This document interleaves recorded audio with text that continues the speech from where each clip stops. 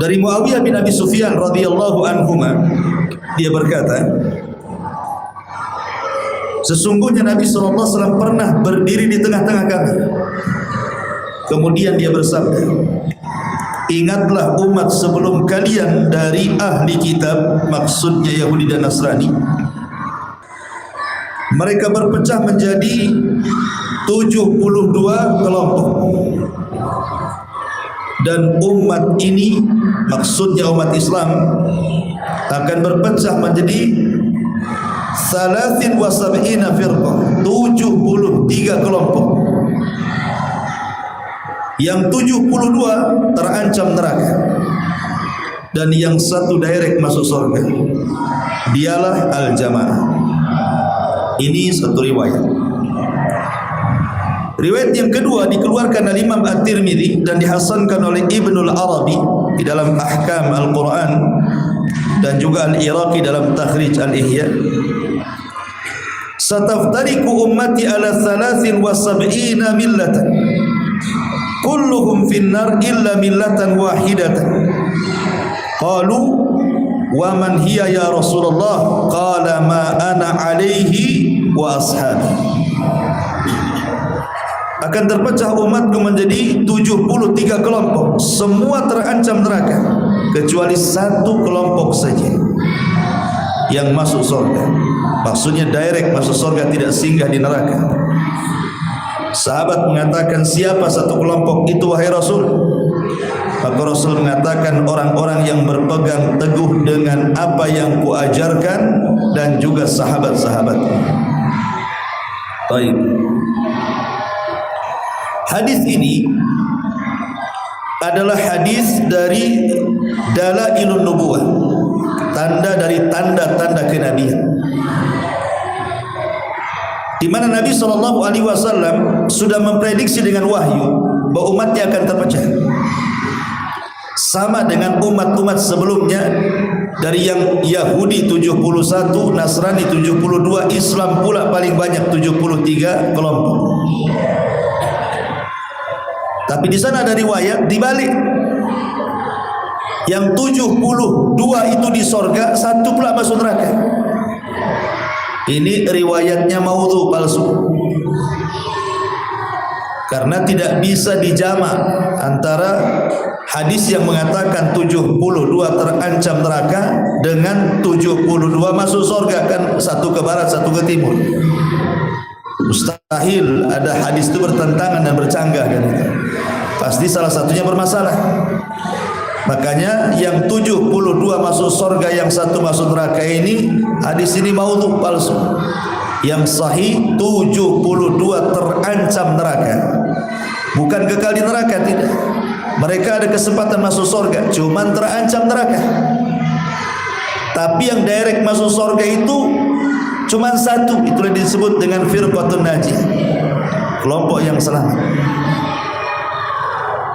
Sekarang apakah 73 pecahan umat Islam ini hanya terbatas kepada 73? Tidak, buktinya banyak, lebih daripada 73 kelompok, kan? Banyak sekali, bisa ratusan, bahkan bisa ribuan, kan itu ya. Satu pemahaman itu. Maksudnya di sini akar perpecahannya itu dari 73 ini baru berkembang begitu. Tetapi sebenarnya kalau kita melihat sejarah kenapa munculnya bid'ah yang menyebabkan perpecahan umat ini, awalnya dari 4 kota dan 4 kelompok. Ini berawalnya dari sini, terjadi di 4 kota dan berawal dari 4 kelompok. Dan itu disebutkan oleh Syekhul Islam Ibn Taimiyah rahimahullahu taala, di mana beliau mengatakan, yang pertama kata beliau, kharajatil bid'ah al-kubra min arba'ati amsar. Keluarnya bid'ah besar itu dari 4 4 kota. Pertama Al-Kufatu, Kufah di mana? Di Irak. Yang kedua Al-Basrah, Basrah sana, Baghdad. Kemudian yang ketiga Syam, ma'ruf Syam. Kemudian yang keempat Al-Khurasan. Khurasan di mana? Di Irak. Di sinilah muncul bid'ah pertama kali. Adapun di Kufah, kharaja minha asy-syi'atu wal murji'atu wa ghairuhum. Dari Kufah keluar kelompok yang disebut dengan Syiah dan Murji'ah.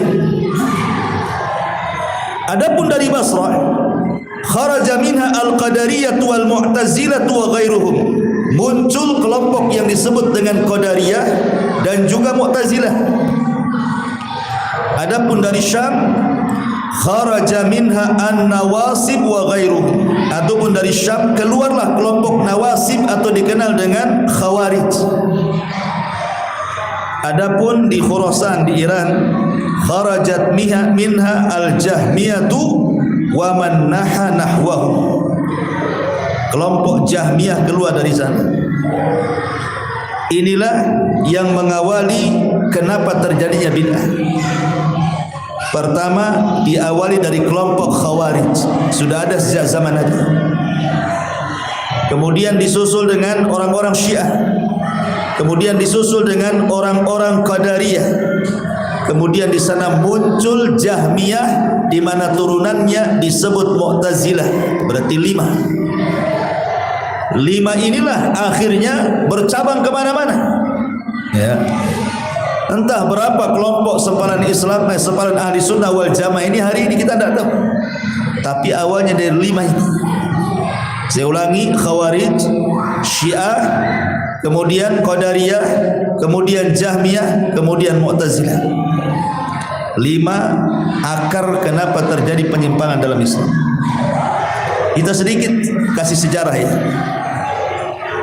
Yang pertama orang-orang Khawarij. Orang Khawarij ini sudah ada sejak zaman Nabi. Ketika Nabi SAW perang Hunain menang, tidak ada peperangan yang mendapatkan harta rampasan perang terbanyak kecuali perang Hunain. Nabi ketika itu ingin melembutkan orang-orang Mekah, seperti Abi Sufyan dan yang lainnya yang baru-baru masuk Islam itu. Dengan cara apa? Dilebihkan bagian harta rampasan perang kepada orang-orang Mekah dan tidak diberikan kepada orang-orang Ansar Madinah.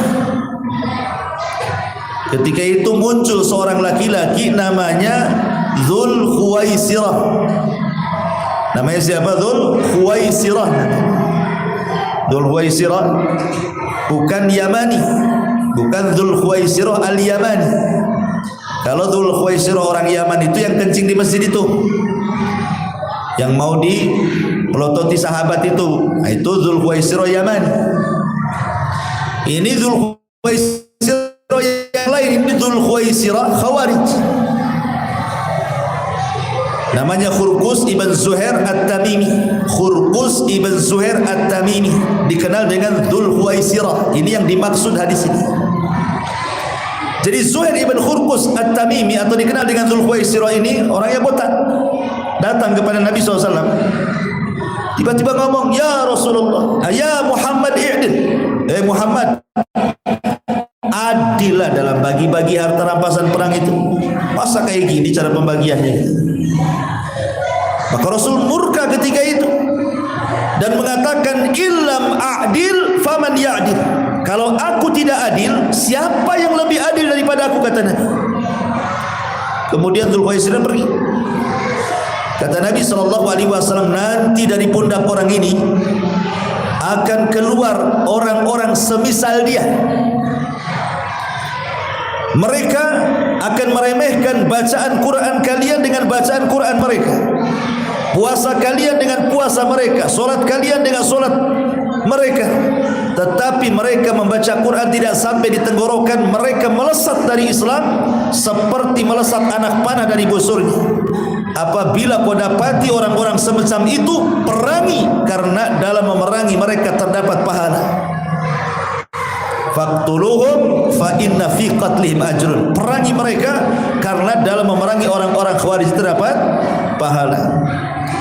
Untuk memudahkan siapa Khawarij ini, kalau sekarang ini orang-orang yang disebut dengan teroris itu paham Khawarij.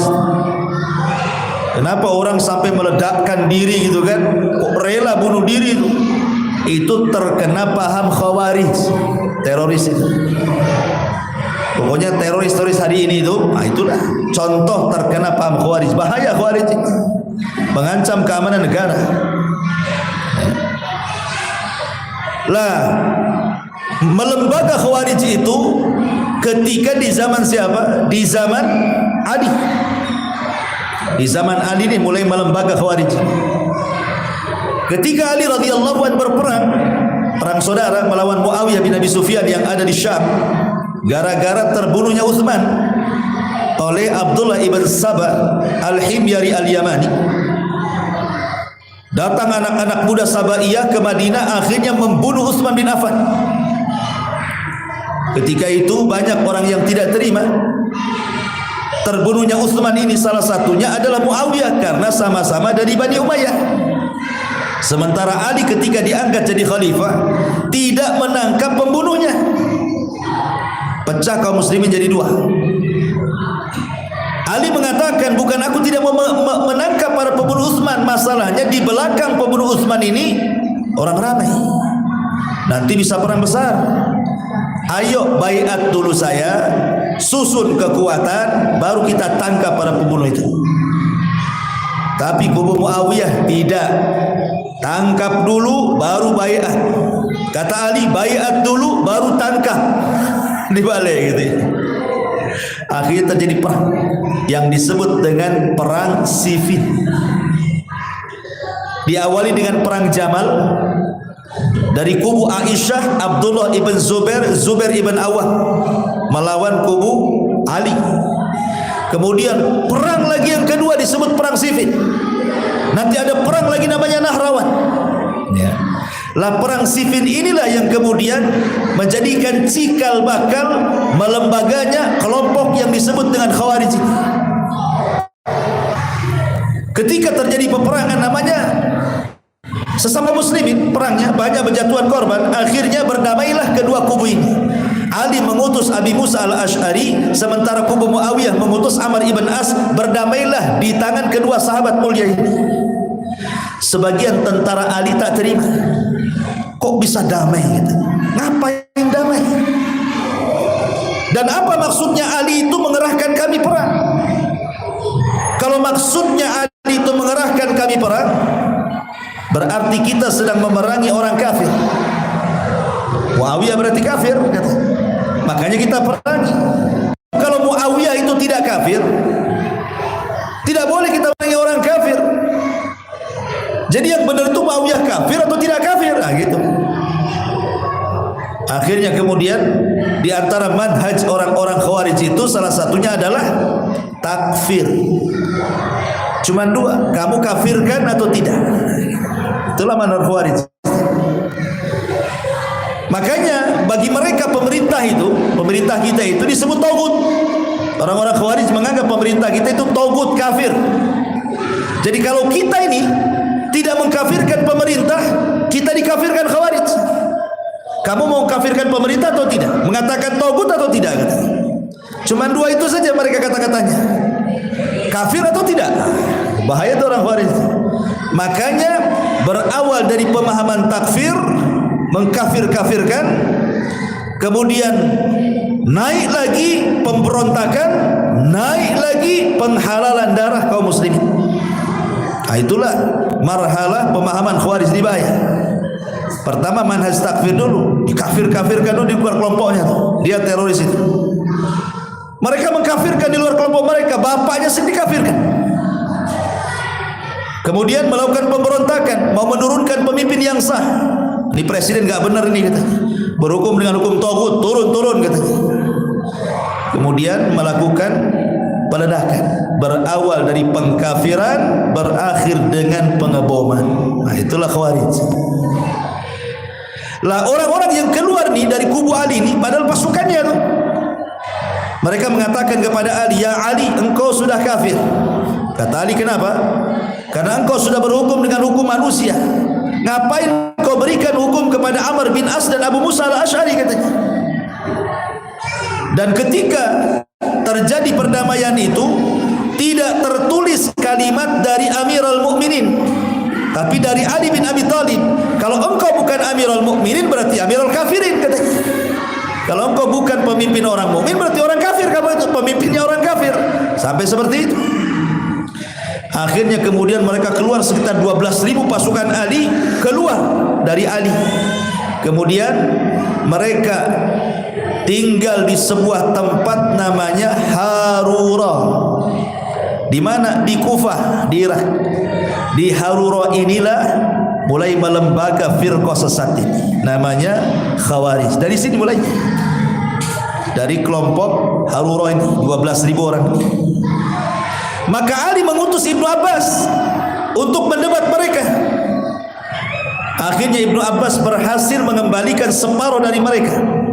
Dari sini menunjukkan bahwa penanggulangan terorisme itu tidak cukup dengan ditangkap terorisnya, kemudian dieksekusi mati atau disiksa di penjara. Itu yang mereka inginkan.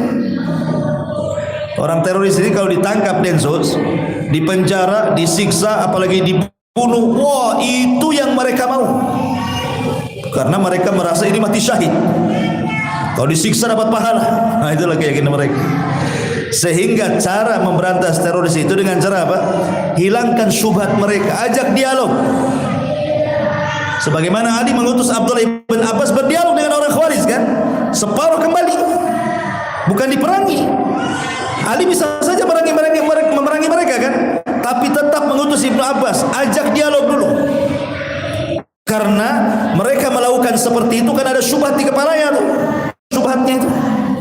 Akhirnya kembali separuh dan yang separuhnya tetap. Yang separuh ini Ali tidak memerangi pada awalnya. Karena mereka belum mengacau, hanya mengkritik-kritik saja, mengatakan Ali ini itu macam-macam.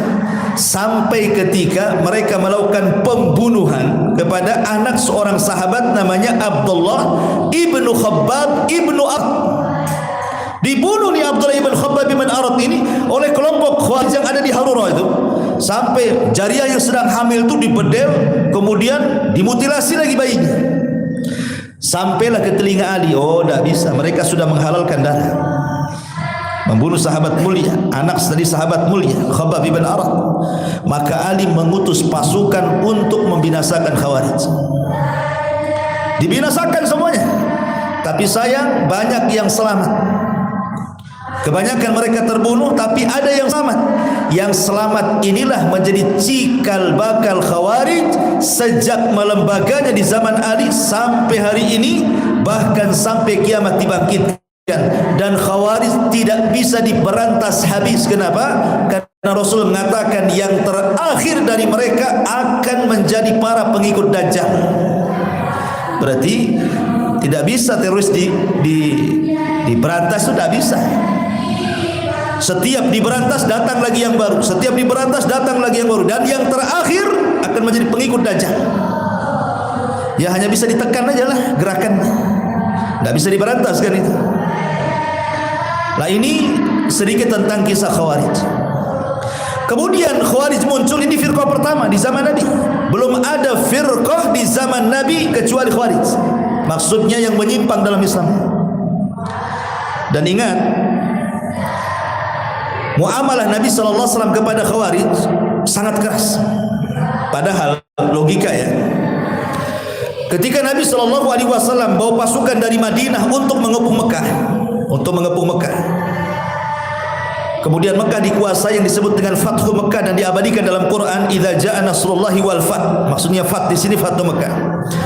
Itu orang-orang musyrik sudah angkat tangan, tidak bisa melawan Nabi. Nabi ketika melihat itu orang musyrik sudah dikepung tuh, Rasul melihat muka-muka orang-orang yang dulu pernah menghinanya, mencacinya, memakinya, mengusirnya. Nampak kalau Rasul menghukum, bisa saja Rasul menghukum kan. Oh dulu aku di Mekah, oh yang usir aku, bisa saja Rasul menegakkan hukum kan. Tapi Rasul itu Nabi yang penuh dengan rahmat. agamanya juga agama rahmat, dakwahnya juga dakwah rahmat. Rasul tidak menghukum mereka, justru Rasul mengatakan apa? Idhabu fa antumut tulaqa, pergi kalian, kubebaskan kalian. Diampuni sama Nabi. Tetapi ketika Rasul bicara Khawarij, Rasul tidak berikan ampunan. Apa kata Rasul? Fa idza laqitumuhum faqtuluhum fa inna fi qatlihim ajrun. Apabila kau dapati di mana saja orang-orang Khawarij, perangi mereka, kata Rasul. Cuma satu kalimatnya, perangi mereka. Jangan disisakan. Karena dalam memerangi mereka terdapat pahala. Kenapa Rasul keras kepada orang Khawarij tapi memaafkan orang-orang musyrik? Coba. Kan orang-orang Khawarij itu tidak kafir, mereka masih Islam, cuman mereka ahli bid'ah pertama. Kenapa kok Rasul suruh perangi mereka? Karena kalau orang musyrik jelas-jelas kufur, nampak kekafirannya. Tapi kalau orang Khawarij ini kan menasabkan ke dalam Islam, sehingga membahayakan Islam. Nanti orang menyangka bahwa Khawarij itu adalah bagian daripada Islam. Makanya Nabi SAW tidak hendak kemudian pemahaman-pemahaman ini merambat ke tubuh kaum muslimin sehingga akan membuat kerancuan Islam sepeninggalnya. Dan betul, kenapa Rasul keras dengan orang Khawarij? Karena Khawarij ini membahayakan negara, membahayakan keselamatan, keamanan, dan tercabutnya nikmat aman. Gara-gara satu teroris ngebom, sibuk, ya kan? Coba lihat negara-negara barat itu seperti Amerika dan yang semacamnya. Apabila hendak mengacau negara Islam, masuk ke negara Islam, kemudian mengacau ke negara Islam, itu alasannya apa? Cari teroris. Mereka mau cari teroris di negeri itu, padahal bukan teroris yang dicari, mereka lagi nyari minyak di situ. Tapi alasannya teroris, kan itu ya? Nggak ada terorisnya, ada minyaknya. Ya udahlah, minyaknya disedot di situ. Itulah orang-orang Barat. Akhirnya muncullah kemudian Islam ini kesannya apa? Kesannya tidak baik. Bahwa Islam itu agama sadis, Islam itu agama radikalis, Islam itu agama teroris. Muncullah akhirnya istilah-istilah seperti ini, kan? Tidak ada, Islam itu bukan agama itu. Islam itu agama rahmat, nabinya nabi rahmat, dakwanya dakwah rahmat. Wa ma arsalnaka illa rahmatan lil alamin. Ini yang pertama. Yang kedua, Syiah. Ini kelompok kedua muncul. Sebenarnya orang-orang Syiah ini, kenapa muncul Syiah ini? Dulu Syiah itu bukan gerakan keyakinan, tidak. Kemunculannya itu hanya murni gerakan politik. Syiah itu murni gerakan politik. Tidak ada gerakan-gerakan akidah, ini masjid Syiah, ini masjid ahli sunnah kayak sekarang, nggak ada. Pada permulaannya murni gerakan politik. Mereka hanya mendukung Ali dan anak-anak dalam kekuasaan. Tidak ada masalah keyakinan-keyakinan yang menyimpang dari ahli sunnah. Tetapi kemudian seiring kemudian hilangnya kurun keemasan dari kalangan tabi'in, tabi'ut tabi'in, atba'ut tabi'in, kemudian jauh daripada generasi terbaik, kemudian muncul orang-orang di luar dari Arab masuk ke Arab. Mulailah mereka mencampur adukan pemahaman orang Syiah, sehingga akhirnya Syiah menjadi pemahaman, gerakan pemahaman, bukan gerakan politik lagi sampai hari ini. Jadi gerakan pemahaman. Dan basisnya di Iran. Iran itu kalau ngirim kedubes-kedubesnya di beberapa negara itu tidak sembarang mengirim. Mereka akan kirim kiai-kiai, ustad-ustad, syekh-syekhnya. Kenapa? Karena sekalian menyebarkan Syiah di situ. Kayak orang Kristen, sekalian kristenisasi dari situ. Tidak sembarang gitu. Makanya Iran itu negara agama Syiah. Karena setiap mengirim utusan itu bukan orang sembarang tuh. Tapi permulaan kemunculannya Syiah itu bukan aliran pemahaman, tidak, dia murni gerakan politik dari zaman ke zaman itu. Tapi kemudian berubah jadi sebuah pemahaman. Syiah ini pada awalnya digagas oleh orang namanya Abdullah ibnu Sabah. Abdullah ibn Saba al-Himyari al-Yamani as-San'ani. Dia orang Yahudi, pura-pura masuk Islam di zaman Utsman. Orang Yahudi pura-pura masuk Islam di zaman Utsman bin Affan. Kemudian dia hendak menghasut kekuasaan Utsman, tidak bisa karena Mekah Madinah tahu siapa Utsman. Dan berhasil dia menjadi provokator. Berangkat dia ke Mesir, berangkat dia ke Kufah, berangkat dia ke Basrah, berangkat dia ke beberapa negara kecil yang jauh dari kota Madinah dan Mekah, dan berhasil kemudian melakukan provokasi-provokasi, kritikan-kritikan kepada Utsman. Akhirnya mereka melakukan pemberontakan dengan membawa 5.000 anak muda gabungan Kufah, Basrah dan beberapa daerah dari luar Mekah dan Madinah di musim haji. Karena tahu Madinah di musim haji orang haji semua, pasukan enggak ada. Di sini tragedi pembunuhan Utsman bin Affan. Tragedi pembunuhan Utsman ini oleh orang-orang Sabaiyah ini. Lah kemudian mereka pun melirik Ali karena Utsman sudah terbunuh, berarti yang layak menjadi pemimpin Ali. Maka mereka kemudian membuat isu bahwa Ali lebih afdal dibandingkan Utsman. Ali lebih afdal dibandingkan Utsman. Sampai akhirnya Abdullah ibn Saba memasukkan keyakinan Yahudinya ke dalam Islam dengan cara apa? Menuhankan Ali radhiyallahu anhu. Sehingga ketika itu ada kelompok yang disebut Sabaiyah datang kepada Ali radhiyallahu dan mengatakan, antal ilah, hei Ali, engkau Tuhan kami, katanya. Oh, marah Ali. Oh, dia dituhankan pula. Karena Ali merasa marah, Ali pun kemudian membuat parit, kemudian diletakkan kayu-kayu bakar, kemudian dinyalakan. Kemudian Ali mengatakan, siapa yang tidak tobat mengatakan saya Tuhan, kubakar dia. Kubakar dia. Akhirnya manusia yang menuhankan Ali terpecah menjadi 3. Ada yang tetap menuhankan dan dibakar, ada yang bertobat, ada yang pura-pura tobat padahal masih menuhankan Ali. Ini yang dibakar nih ke dalam api itu, mereka malah senang. Jadi ketika mereka dilempar ke dalam api itu senang mereka. Kenapa? Makin yakin bahwa Ali itu Tuhan. Kenapa? Karena Rasul yang mengatakan la yu'adzibu binnar illa rabbun nar. Tidak boleh mengazab manusia dengan api kecuali zat pemilik api. Oh, berarti Ali itu Tuhan.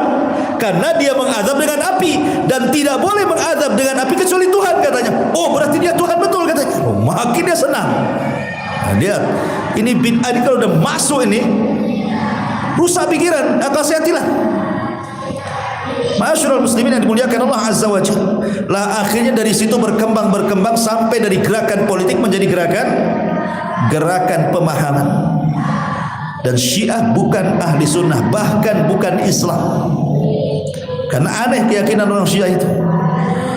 Mereka mengatakan bahwa imam 12 mereka itu kedudukannya sama dengan Nabi. Jadi kalau ngomong itu jadi hadis. Kalau kita ahli sunnah wal jamaah, hadis itu cuma satu, perkataan Nabi, ucapan Nabi, perbuatan Nabi, penetapan Nabi, akhlak Nabi. Nah, itulah sunnah bagi kita. Kata orang Syiah tidak.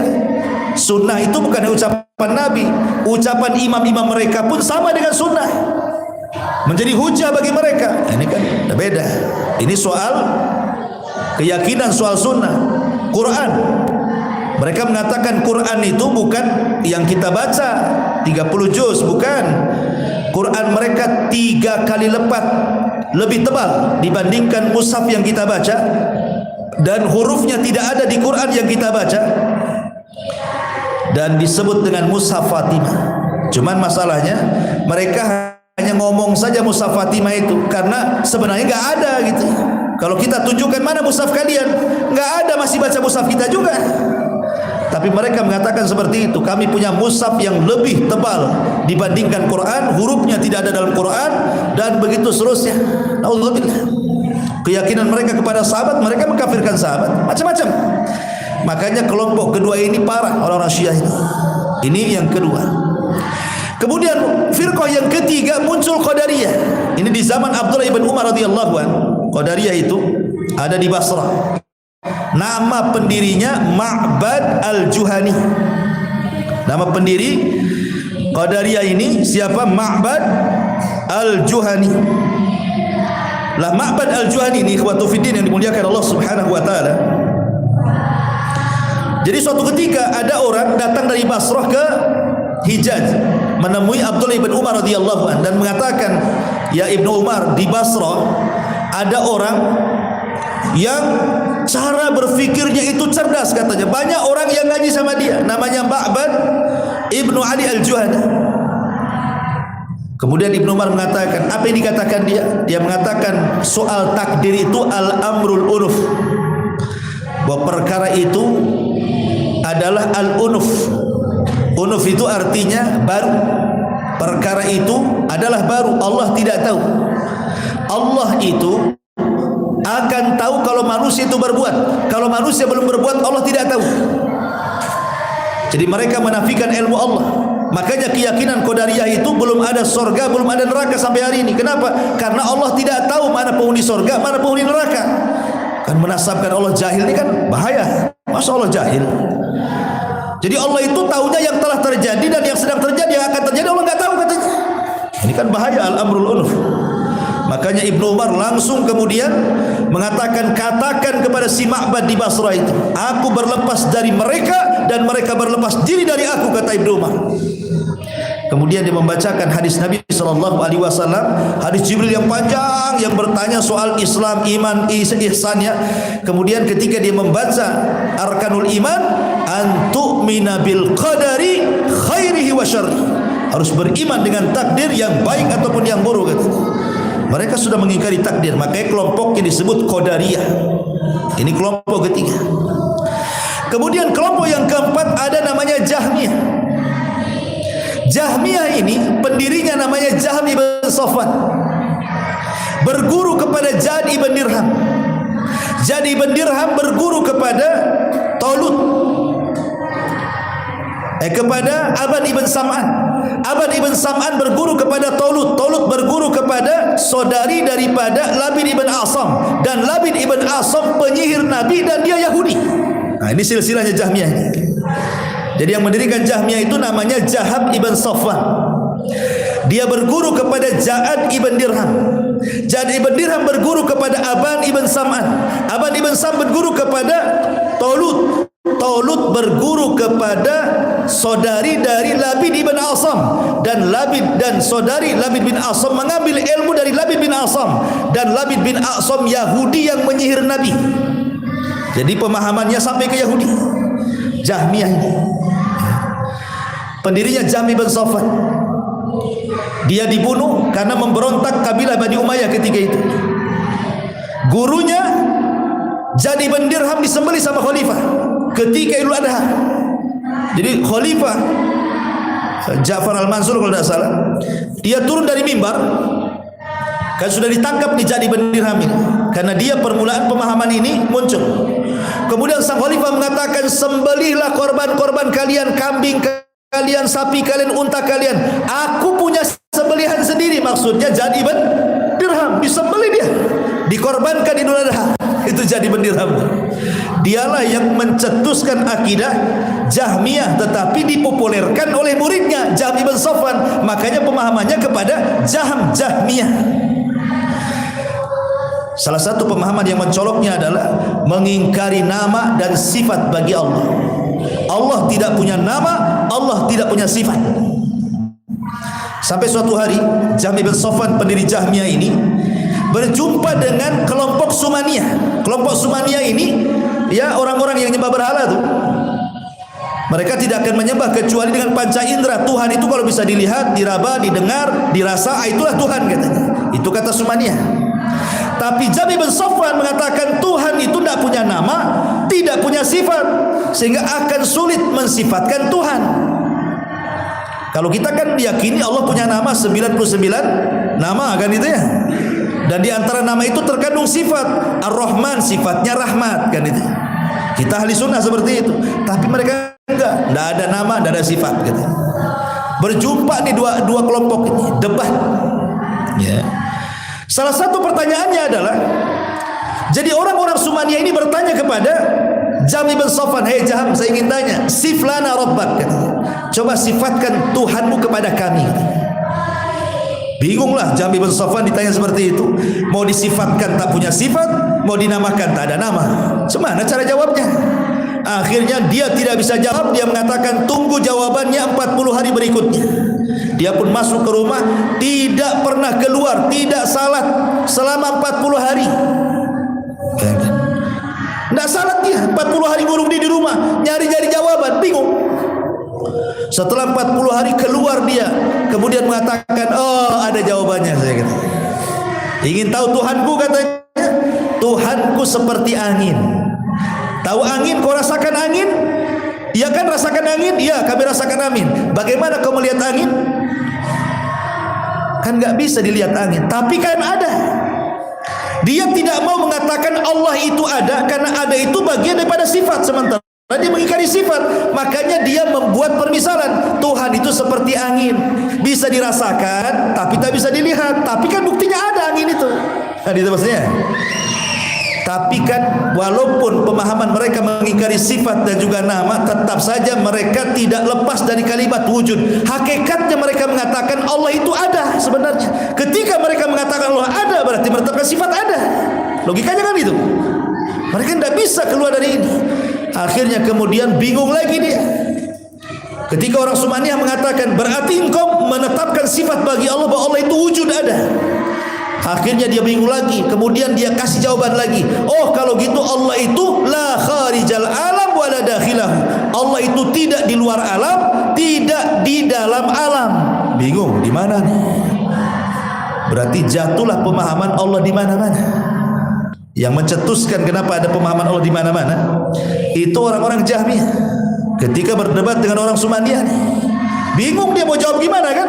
Ya sudahlah, Allah itu pokoknya nggak di alam, nggak di luar alam. Lalu di mana? Di mana-mana katanya. Begitu maksudnya.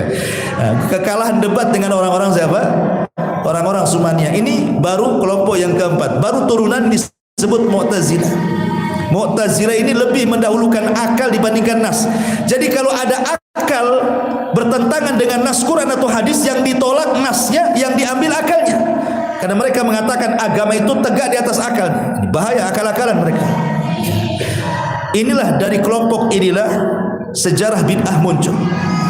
Khawarij, Syiah, Qadariyah, Jahmiyah, dan diakhiri dengan Mu'tazilah. Taib ini kilas pandang kenapa muncul kelompok bid'ah dalam Islam. Ma'asyiral muslimin yang dimuliakan Allah Subhanahu wa taala. Adapun bicara sedikit tentang hadis Nabi sallallahu alaihi wasallam. Ada hadis yang sering dibaca biasanya kalau ada orang membaca muqaddimah sebelum ceramah itu. Fa inna asdaqal hadithi kitabullah, khairul huda huda Muhammadin sallallahu alaihi wasallam, wa syarrul umuri muhdatsatuha, wa kullu muhdatsatin bid'ah, wa kullu bid'atin dhalalah, wa kullu dhalalatin finnar. Nah, sering kita dengar kalimatnya. Hadis ini sahih karena diriwayatkan di banyak riwayat, di antaranya Ibnu Abi Hatim dalam Jarh wa Ta'dil, Ibnu Majah dalam Sunannya, Abul Fudail, dan begitu seterusnya. Ma'ruf hadis ini. Tapi masalahnya tambahan wa kullu bid'atin dhalalah wa kullu dhalalatin finnar. Wa kullu dhalalatin finnar ini yang jadi masalah, kalimat terakhirnya. Setiap bid'ah itu di neraka. Karena redaksi hadis Muslim dan juga hadis-hadis yang lain tidak ada setiap kesesatan itu neraka, tidak. Sampai kalimatnya setiap bid'ah sesat, titik sampai di sini. Tidak ada kalimat setiap kesesatan di neraka. Sehingga para ulama mengatakan tambahan itu adalah syad, baik syad secara sanad ataupun syad secara matan. Maksudnya gimana? Masyaallah muslimin yang dimuliakan Allah azza. Ada yang mengatakan bahwa syadnya secara matan karena kesesatan itu tidak mengharuskan di neraka. Karena terkadang orang itu tersesat kemudian diampuni kesesatannya, terkadang dia tersesat dan tidak diampuni kesesatannya. Jadi tidak semua kesesatan masuk, itu maksudnya. Ada juga kesesatan yang diampuni akhirnya masuk surga. Contoh hadis Nabi sallallahu alaihi wasallam idza ijtahada mujtahidun fa akhta'a falahu ajrun wahid wa in asaba falahu ajrani. Apabila seorang mujtahid beristihad salah pula, kalimat salah ini bahkan sesat artinya, ya, tersesat dia karena salah. Tapi karena dia seorang mujtahid diampuni kesalahannya. Tapi kalau dia benar dia dapat 2 pahala. Sehingga ulama mengatakan bahwa kalimat setiap bid'ah sesat dan setiap kesesatan neraka, kalimat setiap kesesatan di neraka ini tidak bisa kemudian diartikan secara mutlak. Enggak. Makanya ulama mengatakan riwayat ini syadz. Syadz itu menyelisihi yang thiqah ke paling lebih thiqah itu kalau secara sanad, tapi matannya dia menyelisih matan yang banyak yang tidak ada tambahan. Tapi walaupun demikian banyak ulama mengatakan secara makna sahih.